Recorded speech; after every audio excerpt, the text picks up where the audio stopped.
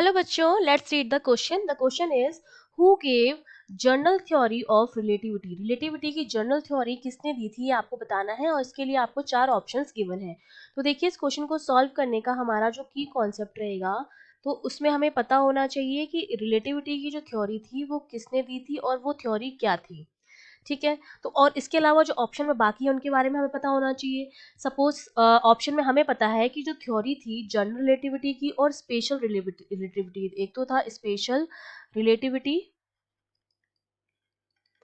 और एक आपका था जनरल रिलेटिविटी. दोनों के ही बारे में ही किसने बताया था, दोनों के बारे में हमें बताया था अल्बर्ट आइंस्टीन ने. दोनों थ्योरीज जो दी थी वो हमें किसने दी थी, आइंस्टीन ने, अल्बर्ट आइंस्टीन ने दी थी. क्योंकि मार्कोनी ने काम किया था रेडियो के फील्ड में, रेडियो को इन्वेंट किया था.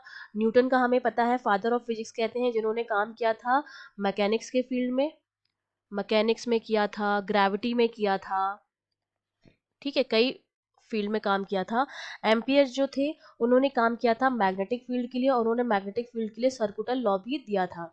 ठीक है, अब बचे आइंस्टीन. आइंस्टीन ने स्पेशल रिलेटिविटी और जनरल रिलेटिविटी दोनों की ही थ्योरी दी थी. जब उन्होंने अपनी स्पेशल रिलेटिविटी की थ्योरी दी थी तो उसमें उन्होंने बताया कि जो लॉ ऑफ फिजिक्स होते हैं, हमारे जितने भी फिजिक्स के लॉ हैं, ठीक है, वो सारे के सारे सेम होते हैं नॉन एक्सिलरेटिंग पार्टिकल के लिए. ठीक है, जिनका एक्सिलरेशन नहीं हो रहा है, नॉन एक्सिलरेटिंग पार्टिकल के लिए क्या होते हैं, या ऑब्जर्वर जिनको हम कह सकते हैं, नॉन एक्सिलरेटिंग ऑब्जर्वर के लिए सारे लॉ ऑफ फिजिक्स जो होते हैं वो क्या होते हैं, सेम होते हैं.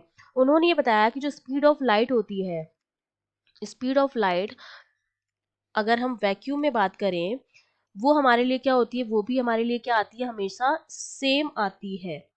ठीक है, कोई फर्क नहीं पड़ता है कि जो ऑब्जर्वर है वो किस स्पीड से ट्रेवल कर रहा है, स्पीड ऑफ लाइट जो होगी वैक्यूम में वो सेम रहेगी चाहे ऑब्जर्वर किसी भी स्पीड से ट्रेवल कर रहा हो. इसके हिसाब से एज अ रिजल्ट उन्होंने बताया कि हमारे पास क्या होता है, एक स्पेस टाइम इवेंट होता है. ठीक है, जिसमें क्या होता है कि कोई भी एक इवेंट जो अकर हो रहा है, ठीक है, वो हो सकता है एक ऑब्जर्वर के लिए, वन ऑब्जर्वर के लिए हो सकता है,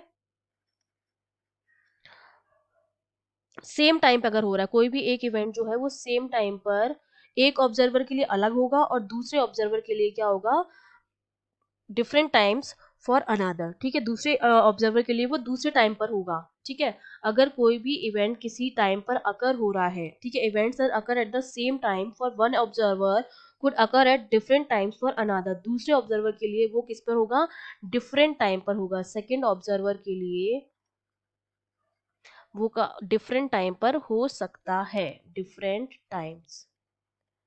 एक ऑब्जर्वर के लिए अगर किसी सेम टाइम पर हो रहा है कोई इवेंट, तो दूसरे ऑब्जर्वर के लिए वो डिफरेंट टाइम पर अकर कर सकता है. इसको हम कहते हैं स्पेस टाइम.